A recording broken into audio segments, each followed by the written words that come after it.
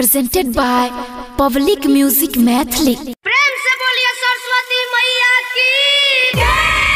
Music by लाल बाबू राजा, लाल बाबू राजा।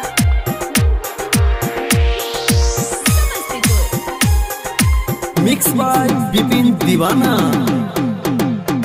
मैया सरस्वती के हो विसर्जन, मैया सरस्वती के हो विसर्जन। सखी गे चल न कर दर्शन, सखी गे चल न कर दर्शन। कलश लेके जाछे कर ले विसर्जन, कलश लेके जाछे कर ले विसर्जन।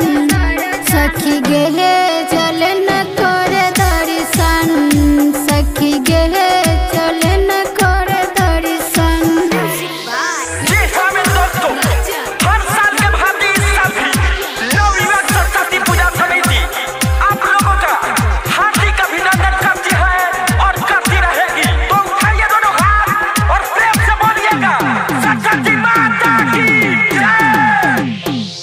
चलना ग सखी डीजे बजाइबा, मूर्ति उठा के पूरा गाँव में घुमाइबा।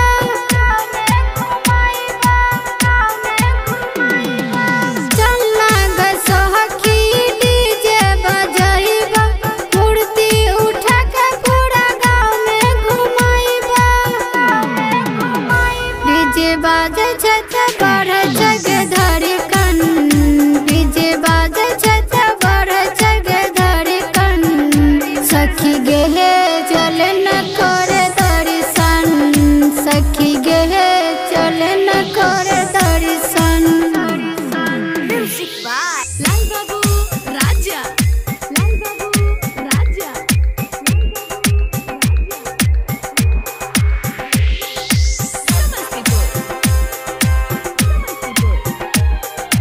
Presented by Public Music Maithili।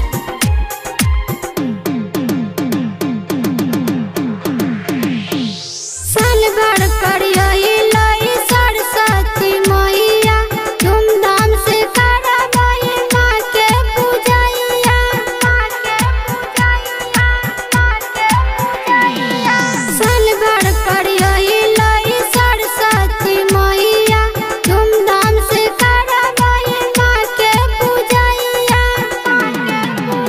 Ranjula रानी कर छै गे विसर्जन, रंजुला रानी कर छै गे विसर्जन। सखी गे चल न कर दर्शन, सखी गे चल न कर दर्शन। Recording studio public music Dudhpura बजे।